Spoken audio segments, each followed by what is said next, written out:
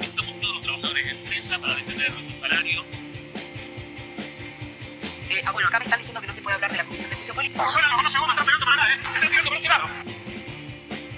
Estamos acá para pedir la renuncia de Patricia Bullrich y estamos acá para decir basta de represión contra el pueblo argentino y en particular contra los compañeros de prensa y fotoreporteros.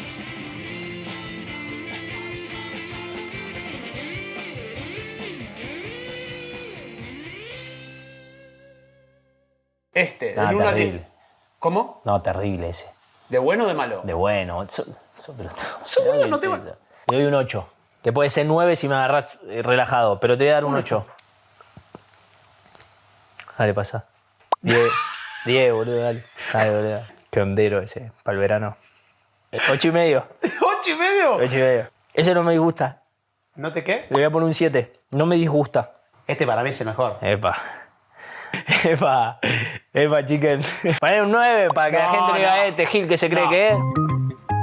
Buenas tardes, buenas noches. Esta es la segunda temporada, el primer episodio de la segunda temporada de Hey Digamos Todo, un noticiero sindical para todos los y las trabajadores de toda la Vía Láctea. Estamos acá con Randy Estañaro. ¿Qué tal? Buenas tardes. ¿Cómo andás, Randy? ¿Todo bien? Bien, todo bien. Arrancando bien el Este año, año, ¿no? sí. Con Nada, todo. casi sin noticias, ¿no?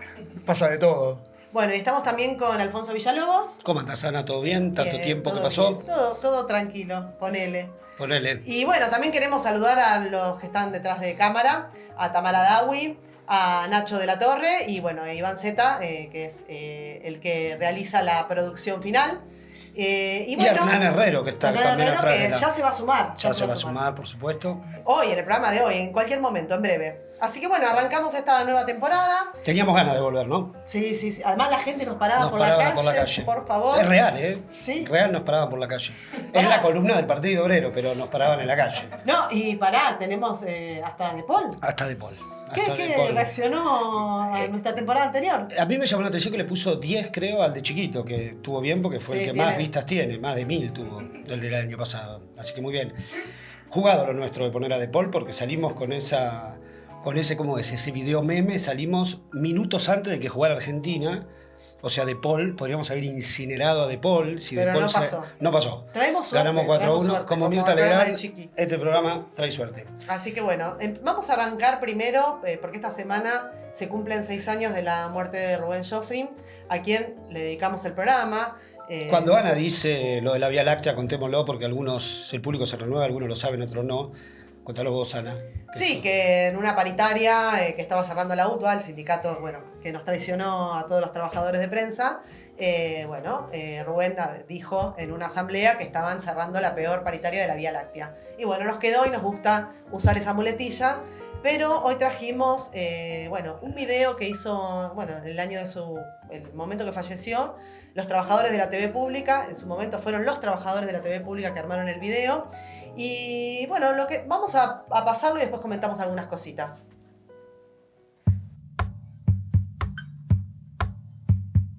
Estamos más firmes que nunca reclamando lo que es nuestro. En el día viernes el juez aceptó nuestra apelación. Por lo tanto, hasta que la Cámara resuelva, tenemos vigente el Estatuto del Periodista.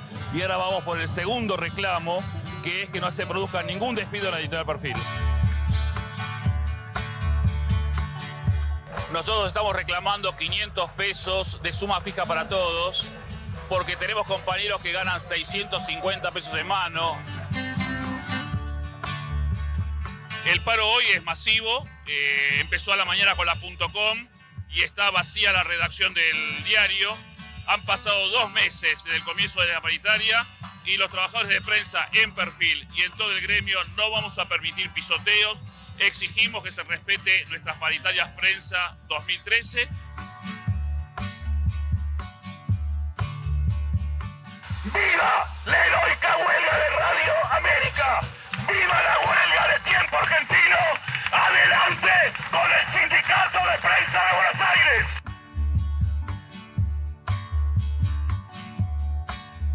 Hoy se cumplen 4 años del comienzo del paro general en Perfil, por el cual la empresa, en una actitud revanchista, viene hoy a atacarnos. Porque se busca un disciplinamiento social, no solo en Perfil, sino para todo el gremio de prensa y los trabajadores del país, porque vivimos una etapa de ajuste, de reformas laborales y vienen por un cercenamiento de nuestros derechos, vienen por intentar retroceder a los trabajadores argentinos al siglo XIX. Y estamos acá luchando por la reapertura de las paritarias y por defender las condiciones de trabajo junto a la Federación Nacional de Trabajadores de Prensa y el CIPREVA. Estamos acá para pedir la renuncia de Patricia Bullrich y estamos acá para decir basta de represión contra el pueblo argentino y en particular contra los compañeros de prensa y fotoreporteros. Es un ataque sin precedentes, como dijo recién una compañera, es una masacre mediática sin atenuantes en el medio de una discusión paritaria. Telam está ocupada, vamos a resistir estos despidos, vamos a la defensa incondicional de cada uno de los puestos de trabajo de Telam. Para el gran público esta imagen pasa desapercibida, para nosotros los periodistas no. Rubén Joffrin fue un gran defensor de nuestros derechos, delegado de Perfil, dirigente CIPREVA y de Partido Obrero. Lamentablemente, durante la madrugada, Rubén Joffrin falleció. Nuestros respetos, claro está, a toda su familia. Y la verdad que fue uno de los compañeros fundamentales en la construcción del sindicato, que estuvo siempre en nuestro conflicto. Así que queríamos hacer un aplauso, un minuto de aplauso en homenaje al compañero, que nada, siempre nos bancó, y dedicárselo también a todos sus compañeros de militancia y toda su familia.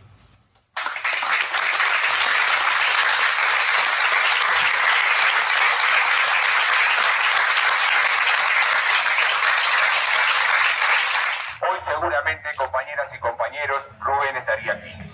Rubén estaría aquí como estaría después con los compañeros del Popular, como estaría la noche en Cepita con una volanteada. Porque Rubén era eso, era militancia, era compromiso, era aporte a los compañeros.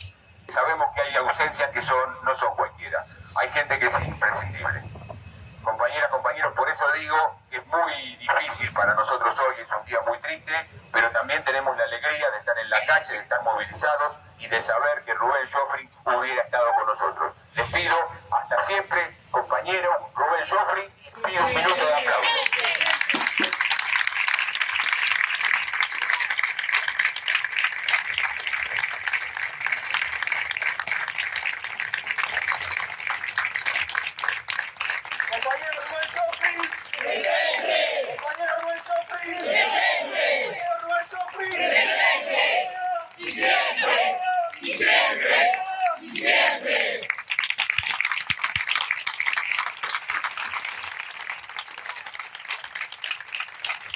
Bueno, como decíamos, queríamos dedicarle el programa, le mandamos un saludo a la mujer, a Judith, a las hijas, que bueno, espero que después puedan ver el programa.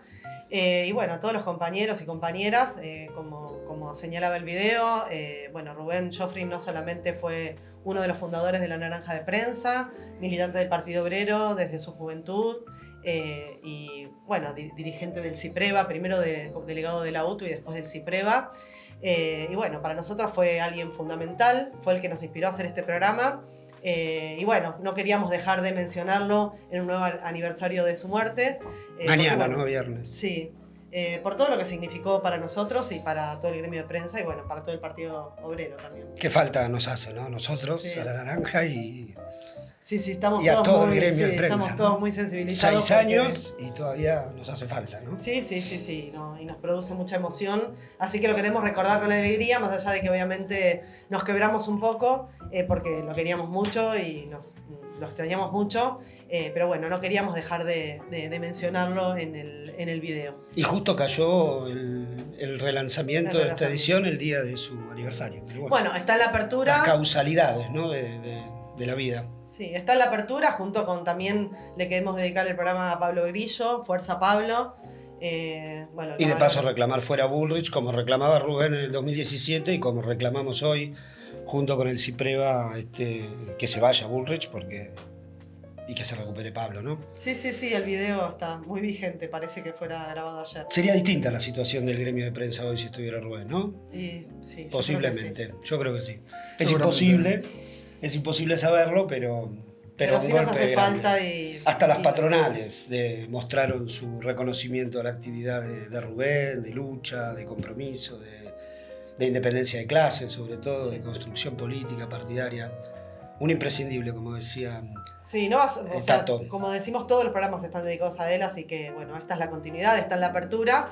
Y bueno, vamos a pasar ahora a contar un poco la situación actual, lo que está pasando con la CGT.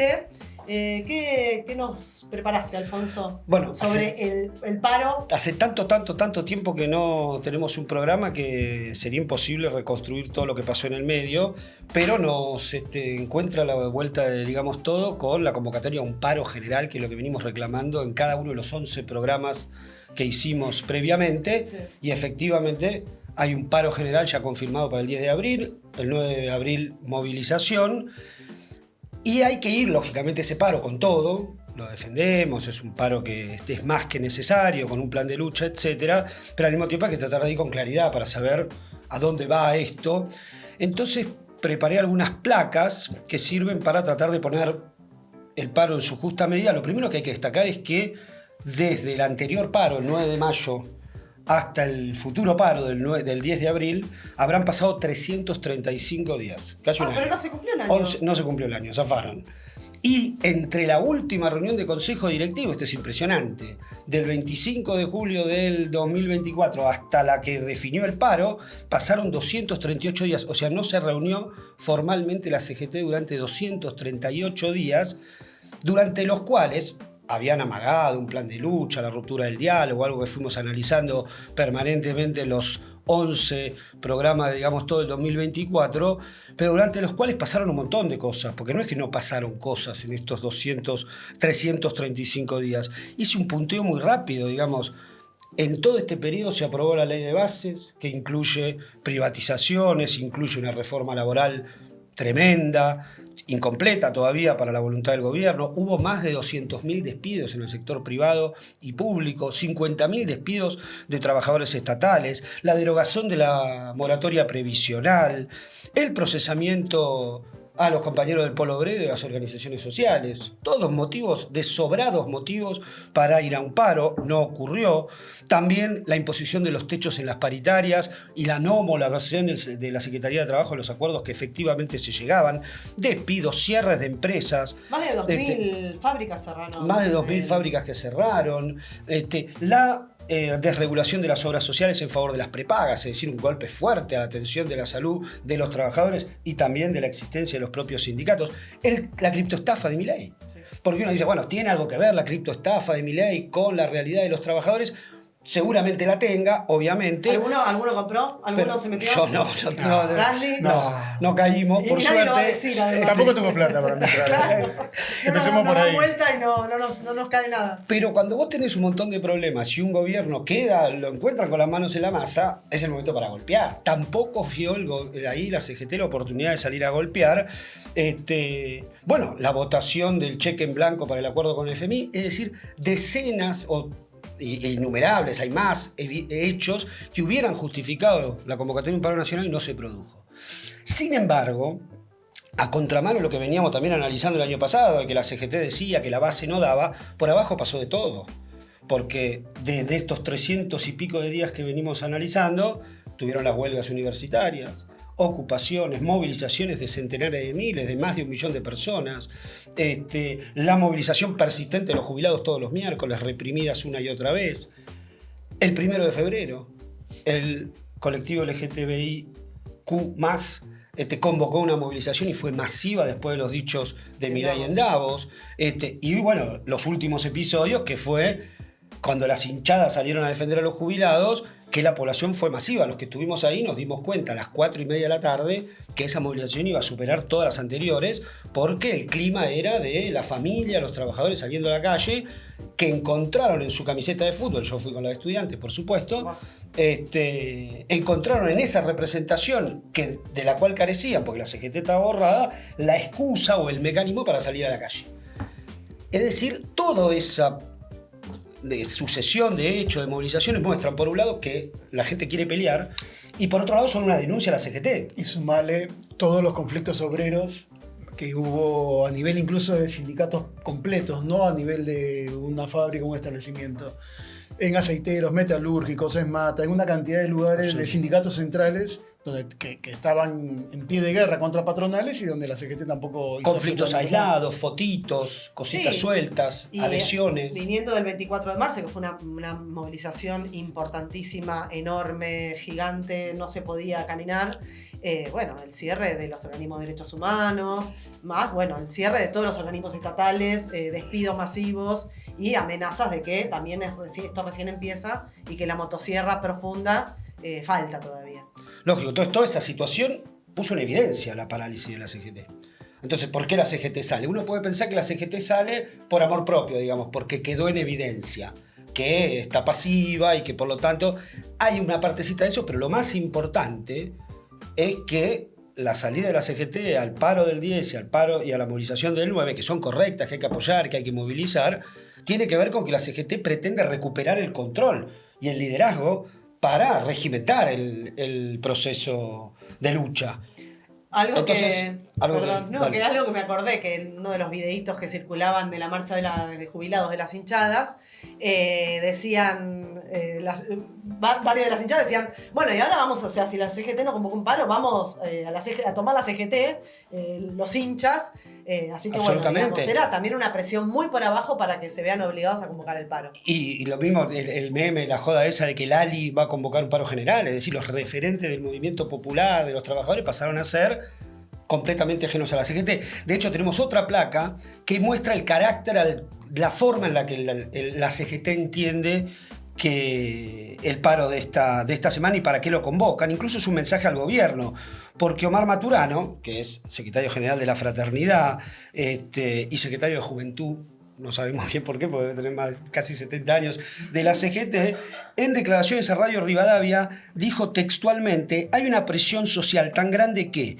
si nosotros nos quedamos en el molde, va a explotar por algún lado. Y no puede explotar. Este gobierno tiene que llegar a los 4 años. Que Bullrich trate de no joder. Algunos putearán y otros gritarán. Que nos dejen tranquilos y que se desahogue la gente. La idea del desahogo es una idea muy profunda en manos de la CGT porque muestra que buscan una acción aislada. Un momento donde uno va, se desahoga, grita, como la puta que vale no sé qué, y después la vida continúa. Entonces, lo que necesitamos no es desahogarnos, lo que necesitamos es un plan de lucha, y lo que necesitamos es que se vaya este gobierno y que se vaya Patricia Bullrich. Y que se supere también la dirección de la CGT, que justamente es una bolsa de piedras para el movimiento obrero, para los trabajadores, para los jubilados, que también, digamos, no es casual, como dijimos, que convoquen a esta movilización, que no sabemos todavía si no la van a levantar en algún momento, porque ya conocemos que la levantaron por lluvia, y que no pasen acontecimientos de acá al 9, porque recordemos que el 17 de octubre, el 17 de octubre de 1945, la CGT había convocado un paro un día después, o sea, siempre está después, bueno, ni que hablar del 19 y 20 de diciembre, siempre detrás de lo que va pasando o de los acontecimientos o las necesidades de los trabajadores. No, y por eso hay que ir con claridad, porque también no vaya a ser que ocurra que toda esta fuerza social acumulada, toda esta potencia, termine decantando en una negociación en la cual queden por fuera las reivindicaciones de los trabajadores y se termine negociando aspectos que en un punto solo interesan a la CGT. Por ejemplo, la famosa ley de democratización de los sindicatos o algún que otro punto de la reforma laboral, los aportes patronales, bueno, todos esos elementos, y por lo tanto la CGT sea la que finalmente capitalice, no en función de los intereses de los trabajadores, sino en función de sus intereses de grupo, lo que es la movilización popular, que la clase trabajadora está para llevarse puesto a Bullrich y al gobierno también, es lo que se ve en la calle, solo necesita una dirección que esté a la altura, ¿no? Hay que ver, ¿no?, si la apuesta de la CGT de controlar el conflicto social le funciona. En el sentido de que efectivamente, como hay una bronca muy grande, acumulada, hasta cierto punto juega con fuego cuando dice, bueno, vamos a hacer un paro y movilización, o movilización y paro. Y no sabes hasta qué punto eso empuja más todavía y se te escapa de las manos o está bajo control.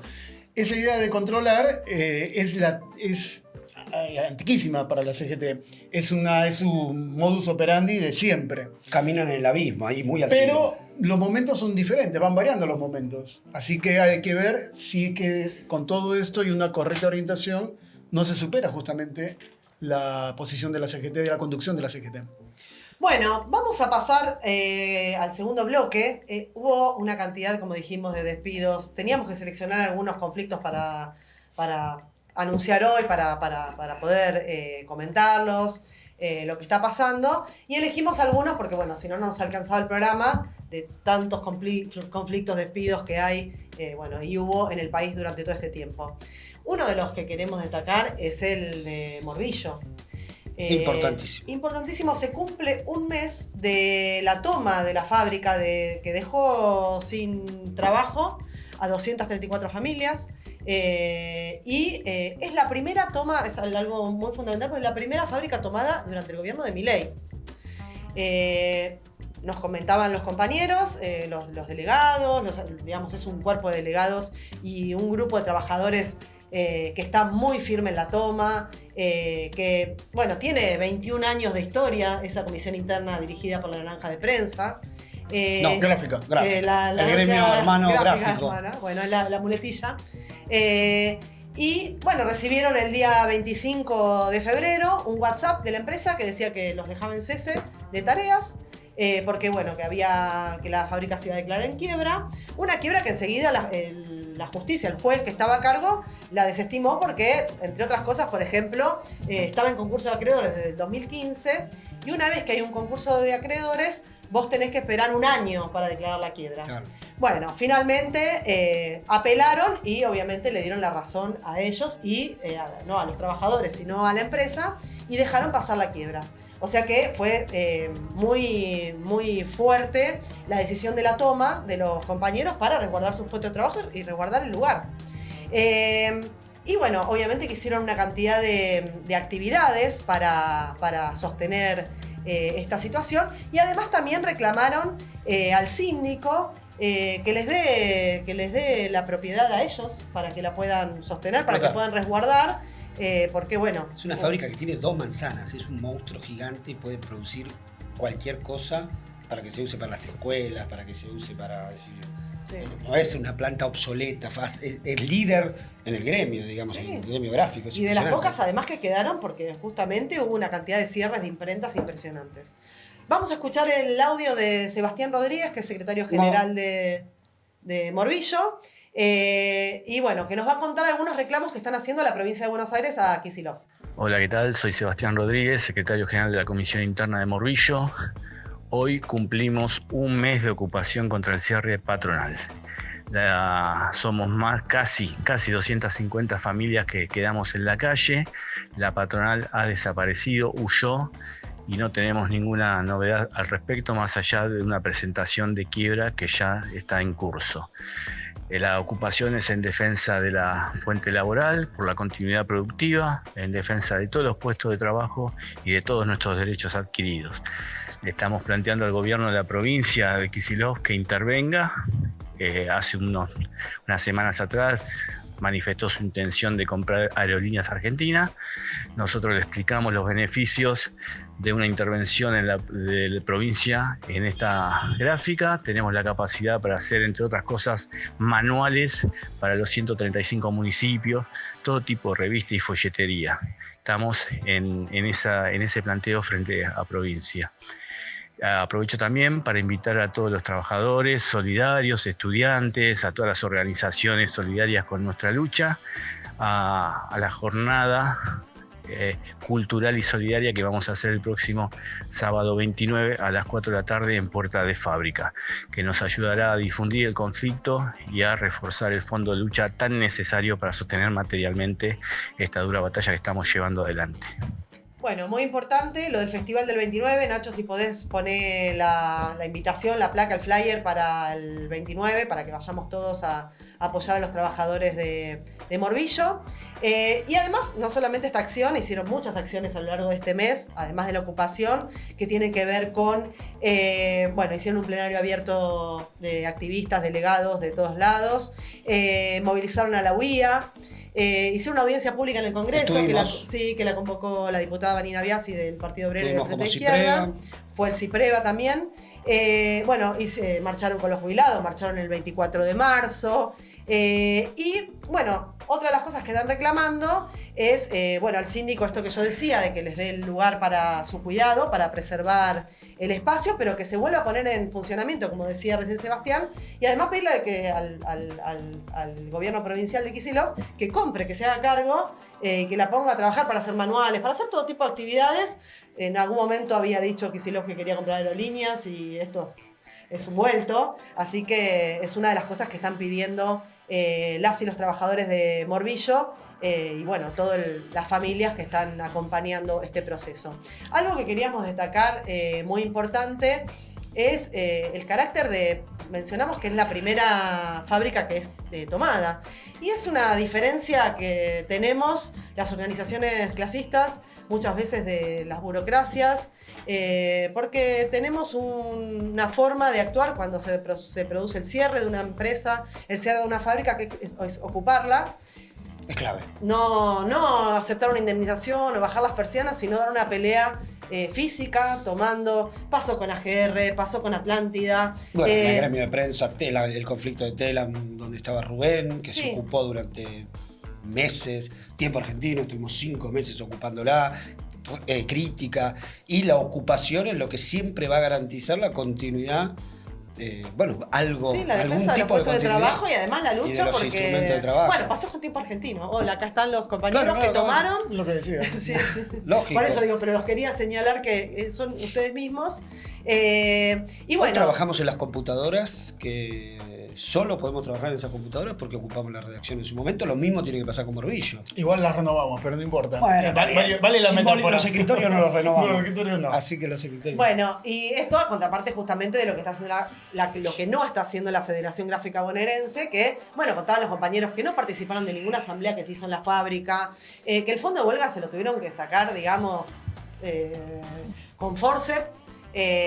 Por ejemplo, algo que me comentaba Sebastián también era que la Federación Gráfica de Córdoba les dio el doble de plata para el fondo de huelga que lo que les dio la Federación Gráfica. Que ellos no ponen plata a Córdoba, ponen a la Federación Gráfica. Así que, bueno, también Nacho después pone acá la plaquita o allá, la plaquita del Fondo de Lucha, pedimos colaborar. El alias es Morbillo en Lucha y pueden colaborar con el Fondo de Huelga que es muy necesario. Vamos a seguir comentando las cosas de Morbillo, pero queríamos, bueno, como primer conflicto, hablar de este conflicto y que ya lleva un mes la ocupación de la fábrica. Y aprovecho este espacio para invitar a Hernán Herrero, que ya lo nombramos al principio, que yo me voy a ocupar mi lugar porque vamos a pasar a comentar otros conflictos y después a la parte del gremio de prensa, que él va a ser parte del informe. Bueno, chau, Ana, nos vemos. Nos vemos. Chau, Ana. Nos vemos el 9 de abril. El 10 de abril. Bueno, seguimos con algunos otros conflictos para pasarlos rápidamente. Bueno, uno que para destacar es el del Sudna, parazo en las 3 plantas principales, que también contrasta con otros sectores que están firmando paritarias a la baja, en línea con el techo del 1%. Hugo Moyano firmó eso hace pocos días atrás.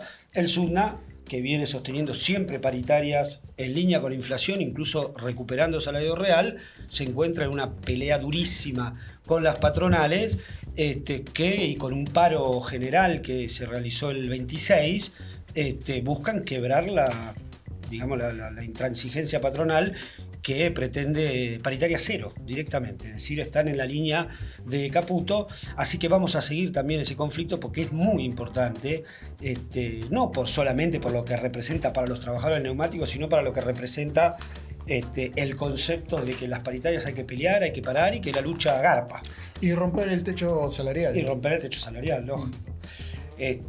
Y otro gremio que encaró un conflicto al estilo del Sudna, en el sentido de llevar adelante un paro nacional, aunque en este caso la conciliación obligatoria le obligó a levantarlo parcialmente, es el de los aceiteros, a partir del problema de Vicentín, que había dejado de pagar el salario de febrero, lo pagó en forma incompleta, generó el repudio de los trabajadores de la planta.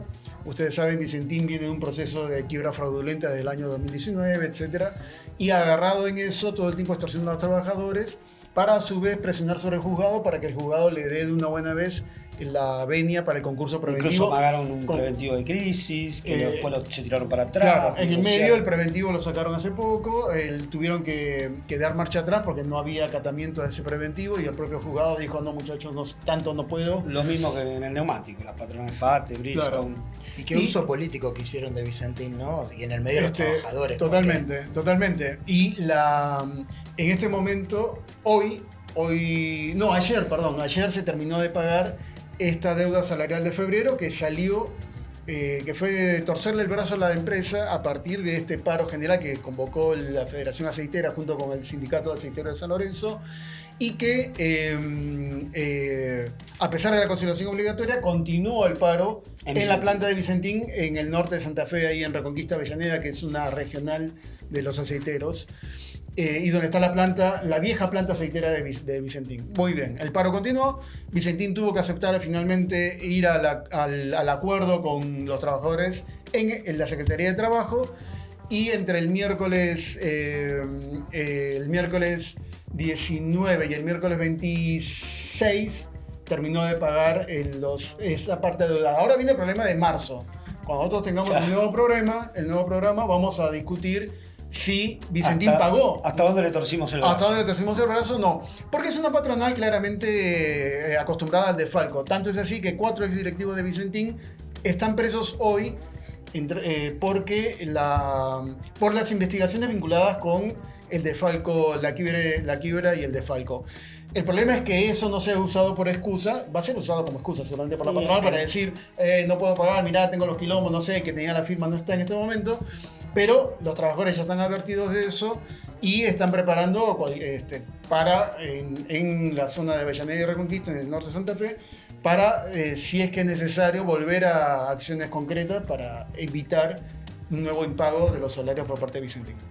Así que la lucha garpa ahí también. La lucha garpa. También garpó en Praxair, es importante el conflicto de Praxair, una empresa química que tuvo un conflicto muy fuerte por el despido de 10 activistas, antisindical, claramente de persecución, es un monstruo internacional de capitales alemanes y norteamericanos, y hubo medidas que fueron una lucha que duró como 2-3 meses, en realidad más, porque arrancó en diciembre, y se logró la reincorporación de 5 de los 10 compañeros despedidos, activistas, etcétera, y el cuerpo de trabajadores, etcétera, que estaban protagonizando la lucha, lo interpretaron como un triunfo muy importante porque lograron defender el tejido gremial, que era el objetivo que se proponía la patronal. Así que un abrazo a los compañeros de Praxair, en particular a Maxi Arek, un amigo de la casa. De la vida, sí. Y bueno, de nuevo, luchar garpa. Es la única salida, a los trabajadores no nos queda otra que el no ya lo tenemos, como dice, como reza el refrán. ¿Qué pasaría el día que no luchemos? ¿No? Claro, y bueno, pasarán hacia adelante, avanzarán ellos. Vamos con el tercer bloque, el último bloque, el que le da sentido y nombre a este programa, que es el bloque de prensa. Lo primero que vamos a decir en este bloque es un repudio total, completo, a la actitud del gobierno nacional, que a través de la Dirección de Vialidad Nacional, la madrugada del 25 de marzo, arrancaron de cuajo el monumento a Osvaldo Bayer en las afueras de Río Gallegos, en Santa Cruz. Ustedes saben, Osvaldo Bayer, autor de La Patagonia Rebelde, de anarquista, y que fue también trabajador de prensa y incluso presidente honorario de CIPREVA y candidato a presidente, a secretario general, con Rubén Joffrin de secretario adjunto en esa lista, las viejas listas de recuperación sindical cuando enfrentábamos a la burocracia de la UTBA. Así que, bueno, todo nuestro repudio y el reclamo de su inmediata restitución generó mucho revuelo allá en Santa Cruz y en todo el país. Es un intento berreta del gobierno de tratar de esta batalla cultural que plantean, pero bueno, no van a pasar y bueno, vamos a luchar para que se reponga el monumento a Bayer en donde tiene que haber. Ayer hubo un acto en la ciudad de Buenos Aires, convocado por el Frente de Lucha Piquetero, creo que y participó el CIPREVA también. Sí. Así que bueno, primer punto ese, todo nuestro repudio y bueno, y fuerza a los familiares también de Osvaldo que están participando de esta lucha y de este reclamo. Lo segundo que vamos a ver es paritarias. Paritarias de prensa. Estamos en pleno proceso. Estamos en pleno... de prensa escrita. De prensa escrita, iniciando el proceso. El proceso está más o menos como lo terminamos en 2024. Para las empresas quieren mantener el mismo lineamiento para el 2025, con una leve diferencia desde nuestra óptica. El 2024 lo terminamos con salario de pobreza. Probablemente indigencia. Probablemente el 2025 lo cerremos con indigencia, ya no pobreza. ¿Por qué esto? Sin hacer el análisis detallado de lo que fue el año pasado, este año ya se llevaron a cabo varias audiencias, entre las cuales la oferta mejorada de las patronales... Mejorada, porque habían hecho una peor que esta que vamos a comentar ahora. La oferta mejorada y según las patronales la oferta final sería de 2,5%, 4 tramos de 2,5%. A repartir en marzo, mayo, junio y septiembre. O sea, dura hasta fin de meses. año. O sea, terminaríamos el año con este 10% y con 2 bonos de 20.000 pesos para dar en abril y en julio, no remunerativos y que no contemplaría a los colaboradores. Los colaboradores siempre quedan afuera, ¿no? Y hay mucho colaborador en prensa. 3 empanadas. Totalmente. O una pizza. Entonces, 2,5 en marzo, 2,5 en mayo, 2,5 en junio, 2,5 en septiembre, un 10%, a tomar el salario base, el de febrero, o sea, el peor que podamos enganchar, dicen. O sea que un 10% para cerrar el año. ¿Qué representa esto? Bueno, lo van a explicar unos compañeros y compañeras del cuerpo delegado de prensa escrita. Del cuerpo delegado de prensa escrita, ¿qué representa este 2,5% mensual? ¿Qué familia puede llegar a comer por 13.000 pesos? Comenzó la época de paritarias en prensa escrita y la propuesta de las empresas es increíble. Ofrecen en los primeros 4 meses 13.000 pesos de recomposición salarial. Y un total de menos de 50.000 pesos hasta octubre. ¿Pero qué representan hoy 13.000 pesos en la vida de cualquier trabajador o trabajadora? Bueno, por ejemplo, en McDonald's te podés comprar un cuarto de libra, pero ya si querés agrandar el combo, no te alcanza. O vas a Kentucky y te podés comprar una docena de medialunas, pero no te alcanza para ninguna pizza. Capaz te alcance para un kilo de asado, pero eso, asado y nada más, sin carbón, eso sí. Y en este punto en realidad estamos hablando solamente de un gusto que te podés dar una vez al mes. Porque esta supuesta recomposición salarial no alcanza para que los trabajadores de prensa salgamos de la pobreza. Y en algunos casos están en la indigencia. Un redactor cobra 520.000 pesos brutos, lo que hay que descontar 17% para calcular el sueldo en mano. Según datos del Instituto de Estadísticas y Censos de Buenos Aires, en enero de 2025, un hogar compuesto por 4 integrantes Necesitó 564.757 pesos para no ser indigente. Sí, escuchaste bien. Gran parte de los trabajadores de prensa en el día de hoy están por debajo de esta línea de la pobreza. Y algunos incluso ya sumidos en la indigencia. Y una aclaración, ese índice no contempla alquiler, no contempla expensas. Con lo cual se calcula para familias que son dueñas del hogar en donde viven. ¿Qué queda para los trabajadores que alquilan? Para las empresas, con 13.000 alcanza.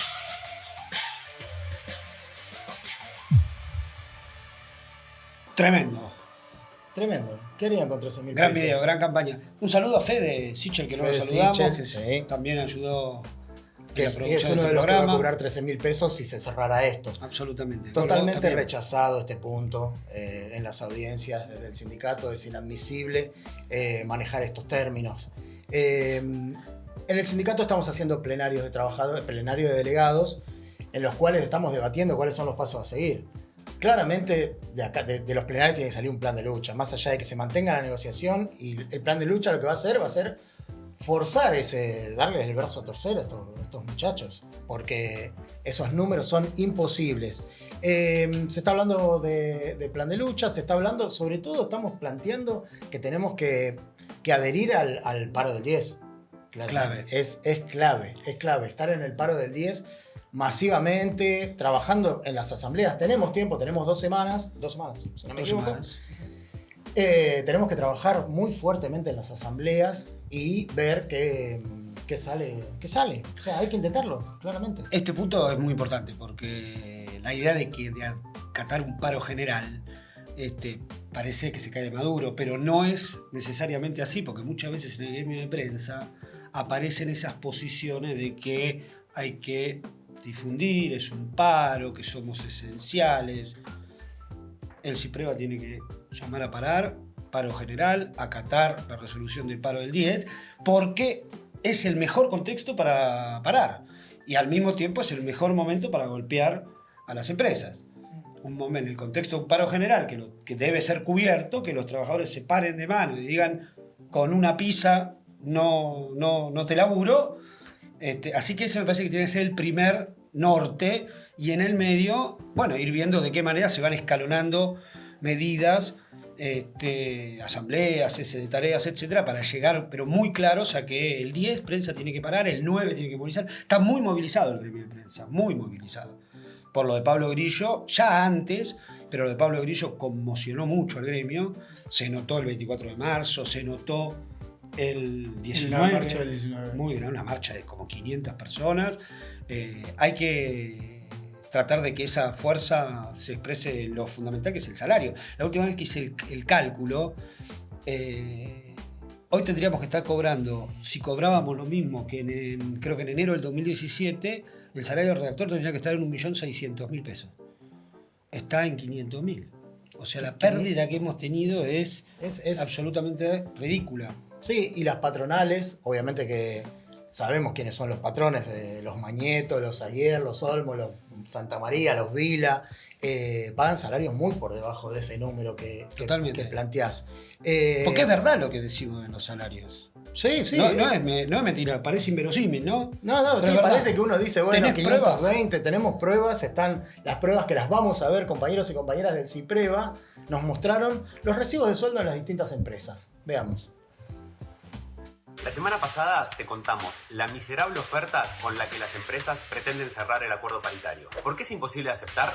Míralo vos mismo. Hoy te mostramos los recibos de sueldo de compañeros y compañeras que trabajan en los medios digitales y en los diarios que vos lees. No importa la línea editorial, los salarios son vergonzosos. En página 12, por caso, un redactor ganó en febrero apenas 500.000 pesos. Pero en Clarín, La Nación, Infobae, la cosa no está mucho mejor. El gran diario argentino no es tan grande a la hora de pagar los sueldos. Y este editor, con casi 15 años de antigüedad, apenas arañó los 600.000 pesos y eso que laburó 1 hora extra todos los días. En el diario de Zaguier, también parejita la cosa. 760.000 pesos de sueldo para un trabajador con 1 década de antigüedad. Y en Infobae tampoco es tan distinto. 780.000 pesos para esta redactora que tiene 17 años en la empresa. En los diarios especializados en economía se ve que son rápidos para los números. Sobre todo para los números que les convienen a los empresarios. Este laburante del Cronista Comercial está por llegar a los 20 años de antigüedad y cobró 793.000 pesos. En ámbito financiero, con casi 1 década, un redactor ganó 650.000 pesos. Vergonzoso, ¿no? Bueno, se pone peor. Ni siquiera se salvan los cargos jerárquicos. En Crónica, por ejemplo, un jefe de sección ganó 628.000 pesos. Mientras que en el diario de Pilar, un prosecretario de redacción ganó 569.000 pesos. ¿Vos podrías vivir con estos sueldos? Para los empresarios de medios, nosotros sí.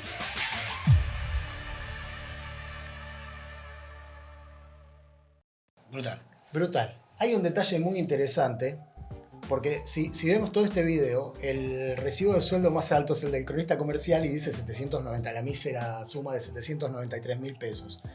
Si vemos el detalle, está el plus vacacional, que son como 160.000 pesos en ese recibo. O sea, fue un mes que se cobró eso. Ese mes, justo ese mes, en ese recibo, en realidad son 658.000 pesos el salario de un trabajador con 17 años de antigüedad, subjefe de área, y que cobró el plus vacacional. Y una aclaración también, ayer el recibo de Infobae, que decía 780.000 pesos, 760.000 pesos, hay que aclarar que en Infobae la jornada laboral es de 2 horas más que el convenio. Es decir, eso incluye horas extras. Claro. Es decir, estamos hablando de que los salarios están muy por debajo de cualquier otro gremio y de cualquier canasta que se precie para un trabajador. Por eso los trabajadores tenemos que 17 trabajos. No hay un trabajador de prensa que viva solo de su salario. Y por esto mismo es que es inadmisible 2,5%. Completamente inadmisible. En 4 meses, 40.000 pesos de suma fija repartido en 2 cuotas. O sea, llegaríamos realmente a salarios de indigencia. Ya no tendríamos salarios de pobreza, serían de indigencia. Hay que aprovechar el paro del 10, es clave. Y hay que aprovechar que el gremio de prensa está mostrando nuevamente señales con las dificultades, ¿no? Del pluriempleo, etcétera, porque es muy difícil movilizar, etcétera. Y sin embargo, con esas dificultades, el gremio de prensa está mostrando un nuevo ascenso que se expresa en esto último que vamos a ver ahora, ¿no, Randy? Sí, hay una. Nosotros siempre hemos considerado que cuando un colectivo de trabajadores se enfrenta a la empresa en relación a los contenidos es un salto cualitativo, porque la lucha salarial es como la lucha de la existencia, la tenés ahí permanentemente presente porque es tu vida cotidiana. Pero la pelea por los contenidos es algo que no siempre aparece en las redacciones porque implica enfrentar en lo más preciado que tiene una empresa, que es: yo manejo los contenidos, yo te digo cuál es la línea editorial, yo te digo qué es lo que tienes que escribir, si es a favor o en contra de Dios, te lo digo yo. Entonces, cuestionar eso es parte de una pelea que implica una superación, incluso en la comprensión de cuáles son las cosas que uno tiene que disputarle a una empresa. A propósito de la cobertura del crimen de las fuerzas de seguridad en la marcha del 12, los discrímenes en realidad, en la marcha del 12 de marzo, cobertura que tanto en los medios privados como en los medios públicos se trató de censurar, tergiversar, estigmatizar a los que estábamos movilizándonos ese día, y incluido que el ataque sobre Pablo Grillo era presentado como la culpa de Pablo Grillo porque era un militante kirchnerista y se lo merecía, aparecieron rápidamente posiciones de repudio en las asambleas entre los trabajadores de muchos de los medios. En particular, destacamos el caso de Clarín, donde la comisión interna, charlando con compañeros que se las acercaron, el compañero de base que se acercaron y dijeron: che, esto es inadmisible, porque la cobertura de Clarín al día siguiente, en particular en lo que era la tapa del diario, era vomitiva. Estaban disputando la compra de Telecom por Telefónica, y tenía que salir abiertamente a defender al gobierno. Claro. Los compañeros de Clarín sacaron una declaración en la que justamente pusieron de relieve que esta manera de encarar el problema social y el conflicto en particular con los jubilados y el respaldo social que estaban teniendo en este último periodo, con una tergiversación total de lo que sucedió, al margen de la estigmatización de los participantes. Lo mismo sucedió pero con otro formato, si se quiere, en los medios públicos. Los compañeros de Radio Nacional y de la TV Pública denunciaron la censura. En este caso ya es también estigmatización, pero también hay censura, que siempre la hay en los medios privados, hay que decirlo, en particular cuando te dicen la línea del medio es tal, que es en realidad lo que el dueño quiere que se diga, lo que quiere que se diga de cierta manera. Eso se llama línea editorial y eso es censura. Pero en el caso concreto de los medios públicos, la censura fue taxativa, en el sentido explícita. de que explícita. No se puede hablar no se puede ubicar la palabra represión, no se puede hablar de los que acompañaron a los jubilados, o si se les hablaba, se mencionaba en términos también de nuevo estigmatizantes. ¿Te acordás cuando habían sacado una indicación de que no se podía nombrar a Beliboni, no se podía nombrar a Moyano? Claro, también lo denunciaron los trabajadores. No es la primera vez, viene en los medios públicos. Tampoco vamos a decir que es un parteagua a partir de la asunción de Milei, pero es cierto que esto es histórico, pero se ha acentuado mucho en esta gestión. Y vamos a escuchar a Lorena Tapia, la delegada de la televisión pública, para que nos cuente ella con sus palabras qué es lo que sucedió ahí. Soy Lorena Tapia, trabajadora del noticiero de la televisión pública y delegada gremial por CIPREVA. Desde el inicio de la intervención de RTA, los trabajadores y las trabajadoras del noticiero, después de hacer varias asambleas, hemos decidido en distintas oportunidades denunciar la censura y el silenciamiento de muchísimas voces en el canal público. Eso fue efectivamente lo que pasó el 12 de marzo durante la marcha al Congreso de Jubilados y Jubiladas, que fue acompañado por numerosas personas de la sociedad civil, sindicatos, organizaciones de derechos humanos, incluso desde CIPREVA acompañamos esa marcha y también fuimos reprimidos. Ese día denunciamos que se nos prohibió hablar de represión al aire y solo se pudieron mostrar imágenes, sobre todo de la policía armada hasta los dientes, y no se pudo mostrar ni dar voces de jubilados, jubiladas, mucho menos de trabajadores o trabajadoras que estaban acompañando esa protesta. Eso nos pasa habitualmente. Solo las voces oficiales son las que salen en la pantalla de la televisión pública y ninguna voz que corra el riesgo de que vaya a protestar contra este gobierno. Esa es la bajada editorial. Nosotros lo venimos denunciando. Nos pareció que lo del 12 de marzo fue especialmente grave, por además la policía disparó casi a matar. De hecho hay un compañero que está peleando por su vida, que es Pablo Grillo, y esa es la situación que nuestros compañeros sienten que les puede tocar en cualquier momento porque son gaseados, reciben balazos de goma todo el tiempo. No importa de qué canal sea. Tuvo muchísima viralización y vamos a seguir denunciando en todas las veces que sea necesario. Esto último que dice Lorena es muy importante porque marca también el cuadro del estado de ánimo que hay en los medios públicos en relación a esta política de censura y de macaneo permanente. Así que es bienvenida la actitud, bienvenida la salida, que no es la primera vez, por cierto. No es la primera vez. El gremio tiene un largo historial de posicionamientos independiente de que los trabajadores se despegan de la línea editorial de su medio, mostrando por enésima vez que los trabajadores no somos la línea editorial de los medios para los que trabajamos, que no existe la libertad de expresión en los medios privados. En los medios privados e incluso en el sistema de medios públicos, tal como lo conocemos. Y hay muchos otros casos. Recuerdo en Trabajadores de la Nación, repudiando la editorial aquella Niñas no Madres, que era una barbaridad total, repudiando también una editorial que salió en los primeros días de asunción del gobierno de Macri, que llamaba a liberar a los milicos, el 2x1, todo eso, también los trabajadores, con mucha dignidad, con mucho interés y con mucha valentía sobre todo. Claro. Porque te jugás el pellejo, es así. Con lo cual, la única garantía, y esto se lo decimos no a los trabajadores de prensa, sino a todos los trabajadores de todo el país, la única garantía de la libertad de prensa, la libertad de expresión, son las organizaciones gremiales de los trabajadores. La asamblea, en tiempo hemos repudiado en la asamblea aquella tapa que acusaba al Pollo Sobrero de prender fuego vagones, ¿te acordás? Sí. Bueno, hay sobrados ejemplos. Así que la libertad de expresión solo la podemos defender los trabajadores y por eso este programa se llama Digamos Todo también, ¿no? Tiene que ver con eso. Digamos todo, efectivamente. Bueno. Que podemos, los trabajadores podemos decir todo y de nuevo salud a los trabajadores de Clarín, muy valientes, y de la televisión pública por enfrentar... Y de Radio Nacional. Y de Radio Nacional por enfrentar a las patronales y al gobierno en un momento complicado, ¿no? Totalmente. Bueno... terminamos el primer programa del 2025, ¿no? Se fue. Ah, no, ¿dónde está? Se fue. Se fue. Se desapareció. Bueno, nos vemos dentro de 15 días, porque este año vamos a empezar a una emisión quincenal, luego vamos a tratar de que a pedido del público sea semanal. El operativo Clamor. Para eso hay que hacer me gusta, cliquear campanita, suscribirse, comentarios. Tenemos nuevo Instagram, la naranjadeprensa.edt.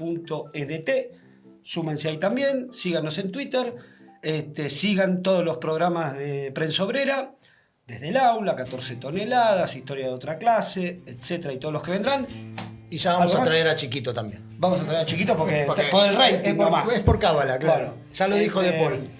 Hasta la semana que viene. Adiós. Chao, compañeros, digamos todo.